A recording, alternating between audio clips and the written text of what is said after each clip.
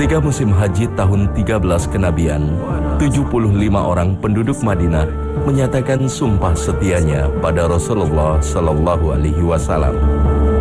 Dua di antara mereka adalah wanita.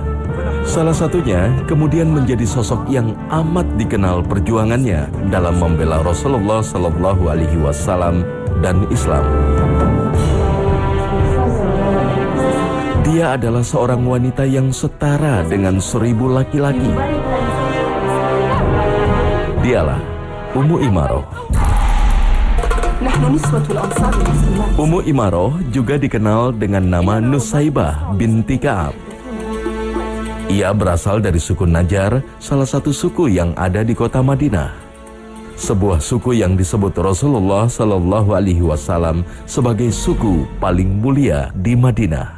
Perlu diketahui bahwa Bani Najjar adalah masyarakat besar, masyarakat yang boleh dikatakan masyarakat paling hebat, karena dia telah melahirkan nasab kebesaran, yaitu Rasulullah Muhammad SAW.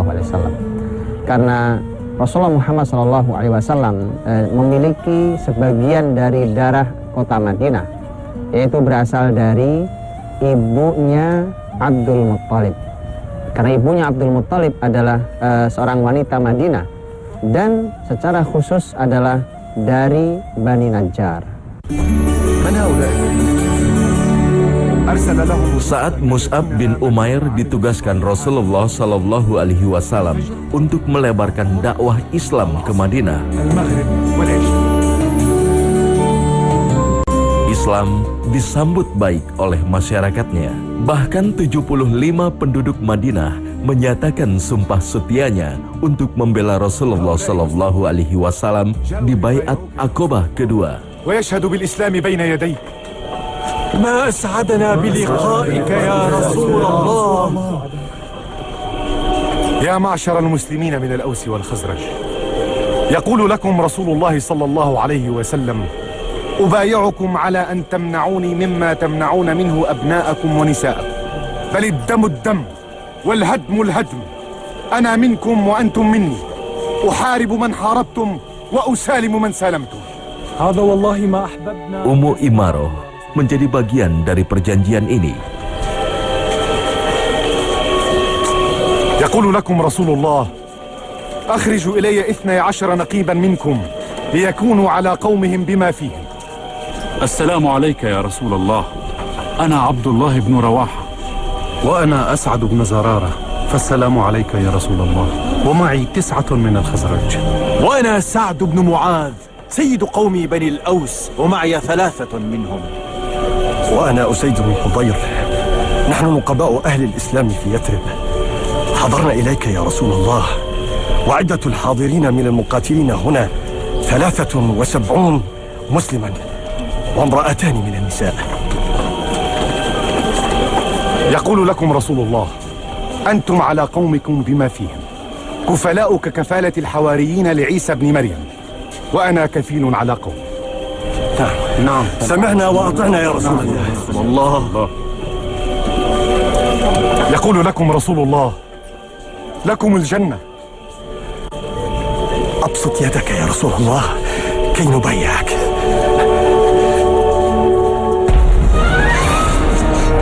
Maka inilah titik mula perjuangan Ummu Imaroh dalam membela Rasulullah Sallallahu Alaihi Wasallam dan Islam. Perjuangan mulia yang melibatkan seluruh anggota keluarganya. Keempat anak ini luar biasa dididik oleh Ummu Imaroh dengan pendidikan yang luar biasa, pendidikan keimanan yang sangat kuat. Mereka dididik dengan cara beribadah kepada Allah Subhanahu wa taala yang luar biasa dan sangat unggul dalam satu sisi yang luar biasa, yaitu pertama kecintaan kepada Rasulullah Sallallahu Alaihi Wasallam, dan yang kedua adalah semangat berjihad dan semangat melahirkan syahadah, mati syahid di jalan Allah Subhanahu wa taala, sehingga dari 4 orang anak beliau 3 orang mendapatkan syahadah, mendapatkan mati syahid dalam 3 peperangan yang berbeda. Saat Rasulullah Sallallahu Alaihi Wasallam dan Abu Bakar As-Siddiq menyusul hijrah dari Mekah ke Madinah, Umat muslimin sangat antusias menunggu kedatangan sang utusan Allah. Kebahagiaan juga terpancar di wajah Ummu Imaroh.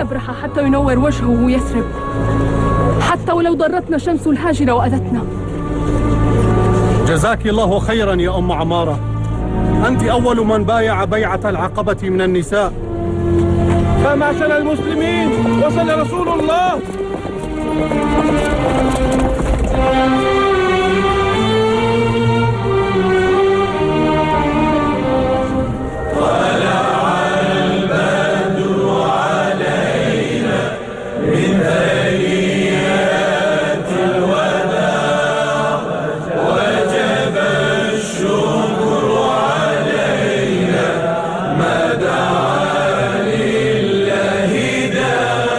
Maka ketika Rasulullah Sallallahu Alaihi Wasallam sampai di Madinah, Ummu Imaroh dan umat muslim lainnya amat bergembira menyambut kedatangan Nabi Allah.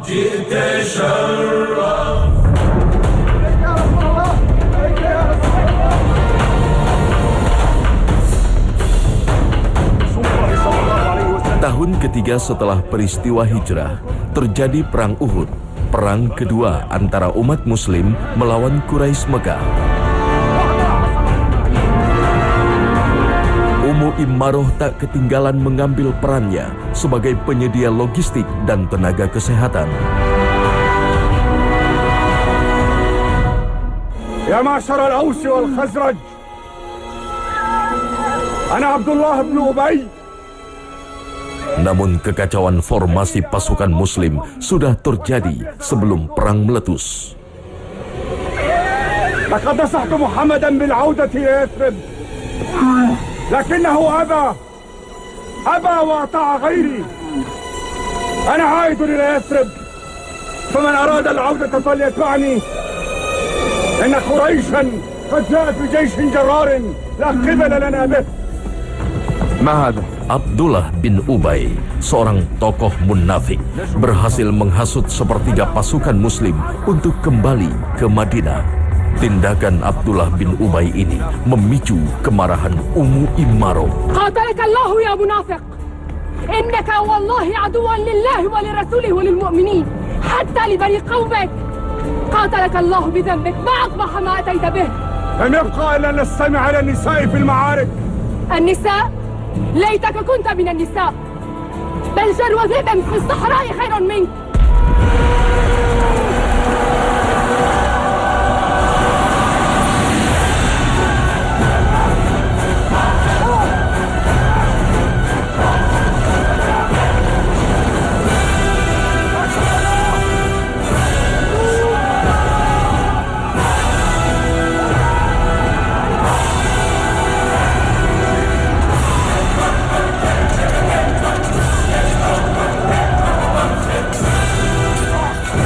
Kekacauan formasi perang kembali terjadi saat perang tengah berkecamuk.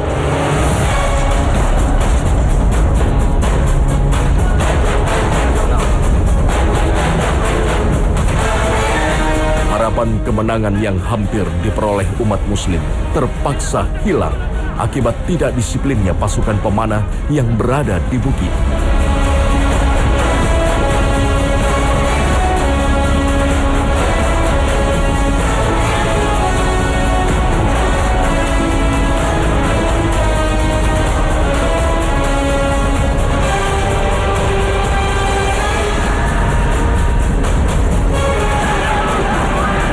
Kekuatan pasukan lawan pun mendominasi. Mereka berebut mencari Rasulullah Sallallahu Alaihi Wasallam untuk dibunuh. Maka Ummu Imaroh yang semula hanya bertugas di balik aksi peperangan, lalu terbakar semangatnya untuk melindungi Rasulullah Sallallahu Alaihi Wasallam. Ia pun mengayunkan pedangnya kepada siapa saja yang mendekati Rasulullah Sallallahu Alaihi Wasallam. Keselamatan dirinya tak dihiraukan demi menjaga Rasulullah Sallallahu Alaihi Wasallam. Hingga 13 luka yang bersarang di tubuhnya pun tak ia pedulikan. Rasulullah Sallallahu Alaihi Wasallam menyaksikan sebuah peristiwa yang luar biasa. Sampai-sampai Rasul mengatakan, Mayyutik matutikina ya Umma Imarah. Siapa yang mampu melakukan seperti apa yang engkau lakukan? Mungkin tidak ada seorang wanita yang mampu melakukan seperti yang engkau lakukan. Engkau bela aku, bahkan engkau tidak pedulikan luka anakmu dan luka dirimu. Dalam peperangan Uhud ini juga, Ummu Imarah terluka di pundaknya dengan luka yang sangat dalam. Dikatakan setahun dirawat, luka ini pun belum sembuh. Rasulullah SAW sampai-sampai berkata kepada keluarga daripada Ummu Imarah, Barakallah, Allah memberkati sekalian, wahai satu keluarga, dan Allah merahmati kalian. Kesempatan, Ummu Imarah berkata kepada Rasulullah SAW, Ya Rasulullah, wahai Rasulullah, doakan kami menjadi teman-temanmu, menjadi sahabatmu, menjadi orang-orang yang dekat denganmu di surga. Lalu Rasulullah SAW tidak menunda. Allahumma ja'alhum rufaqa'i fil jannah.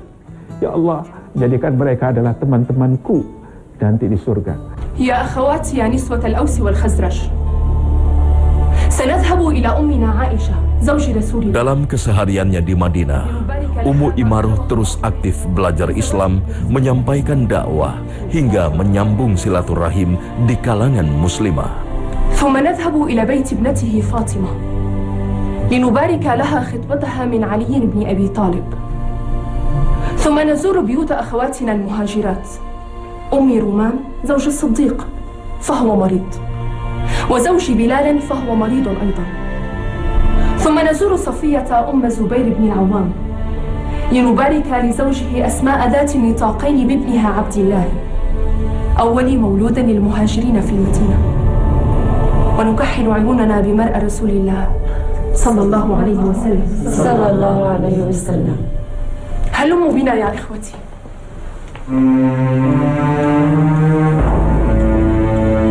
Semangat jihad dan kecintaan pada Rasulullah Sallallahu Alaihi Wasallam pun terus ia ajarkan kepada anak-anaknya.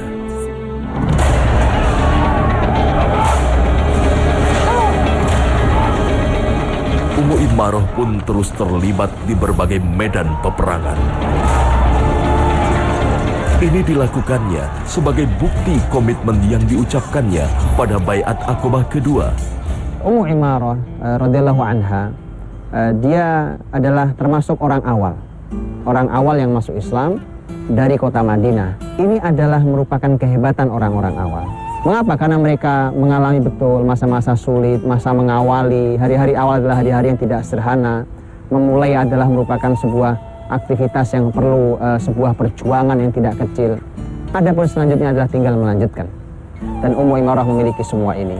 Itulah mengapa dia mendapatkan pujian dari Nabi SAW, bukan hanya dia tapi berikut seluruh keluarga besarnya.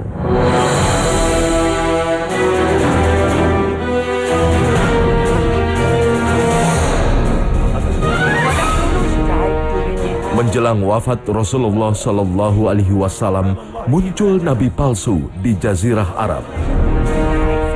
Di antara mereka yang mengaku seorang nabi adalah Musailimah Al-Kadzab.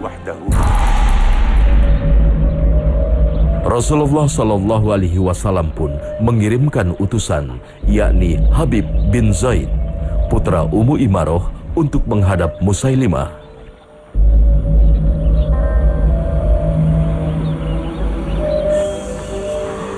Atashhadu anna Muhammadan Rasulullah?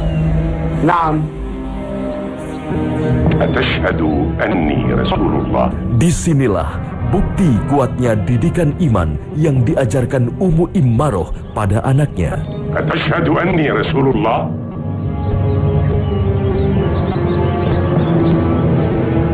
Atashhadu anni Rasulullah?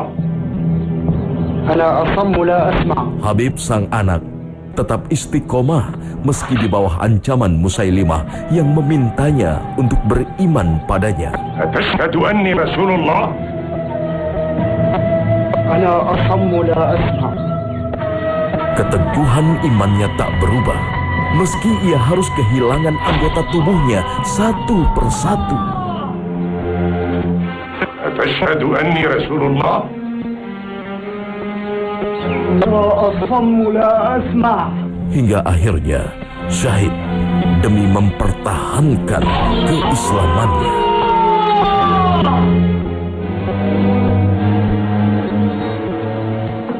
كان صدق. إنه أصم لا يسمع، وعلى الرسول أن يكون صادقا لا يكذب. Sampailah berita menyedihkan ini pada Ummu Imarah sang bunda radhiyallahu anha. Tentu kepedihan yang luar biasa, tapi yang keluar kalimat yang sungguh sangat menakjubkan, menjadi pelajaran bagi setiap bunda, bagi setiap ibu, setiap keluarga muslim. Kalimatnya luar biasa. Limithli hadza a'dadtuhu wa 'indallahi ihtasabtuhu.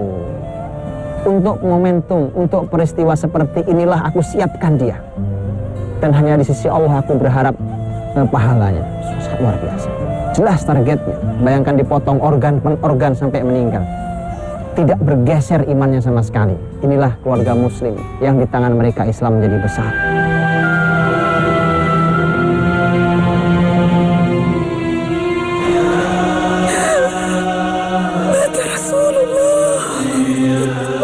Tahun 11 Hijriah menjadi tahun kelabu bagi umat muslim.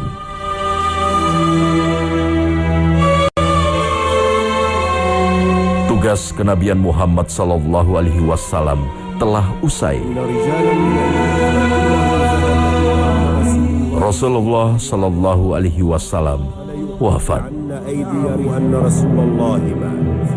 Kesedihan mendalam juga amat dirasakan oleh Ummu Imarah.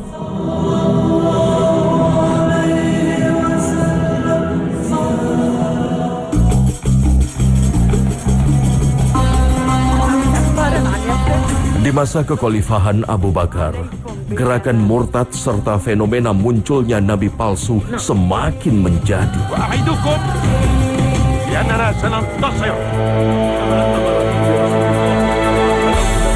Abu Bakar pun mengeluarkan perintah jihad melawan nabi palsu.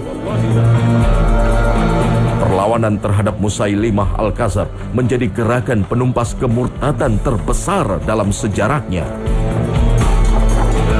Ummu Imarah pun tak ingin melewatkan aksinya untuk terlibat di perang Yamamah.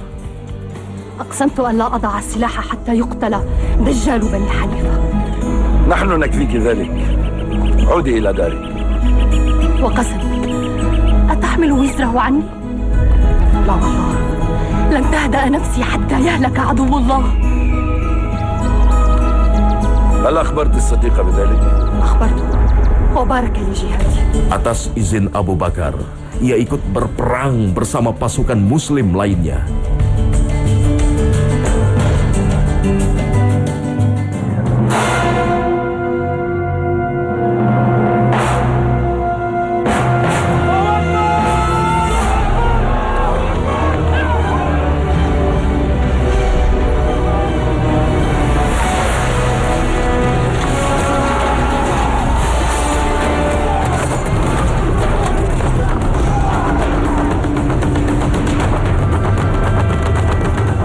Perang ini, kisah heroik Ummu Imarah diabadikan dalam tinta emas sejarah Islam.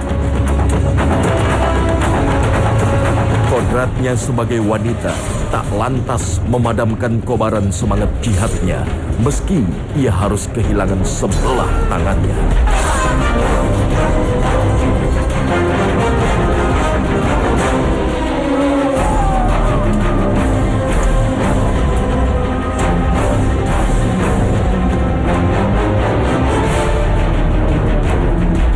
Hingga akhirnya ia bersama sang putra Abdullah bin Zaid berhasil membunuh Musailimah setelah tombak Wahsy mengenai tubuh sang nabi palsu.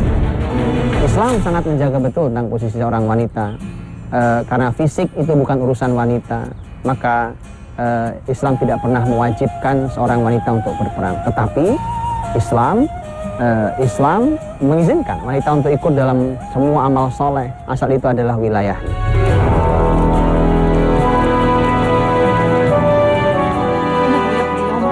Meski telah kehilangan sebelah tangannya, semangat perjuangan Ummu Imarah tak pernah berkurang. Walaupun seorang wanita, keberanian serta ketakwaan Ummu Imarah disejajarkan dengan 1000 lelaki. Tanpa Islam, wanita tidak pernah dimuliakan. Maka yang disebut dengan menjatuhkan wanita bukan hanya posisi yang di bawah, ketika mengangkat wanita melebihi posisinya, itu juga posisi sedang menjatuhkan wanita bahkan tanpa disadari. Karena masyarakat akan mendapati bahwa wanita itu tidak bisa didekati. Fitrah wanita tidak begitu. Fitrah wanita memerlukan seorang suami. Dia selalu merindukan anak-anaknya. Ketika posisi setinggi itu, siapa yang mau mendekatinya? Bahkan mungkin tidak ada laki-laki yang berani menikahinya. Maka Islam hadir memposisikan wanita pada posisi yang paling terhormat, posisi yang paling tepat. Itulah mengapa apapun yang Allah sampaikan dalam Quran, apapun yang disampaikan oleh Nabi dalam hadisnya, seharusnya kita sadari bahwa inilah posisi wanita terbaik.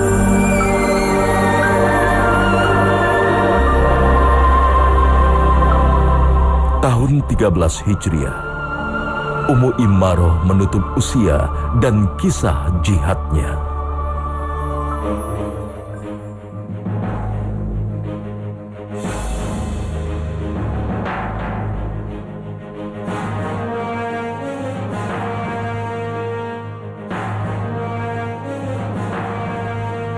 Namun sejarah hidupnya terus menjadi teladan bagi seluruh umat di sepanjang masa.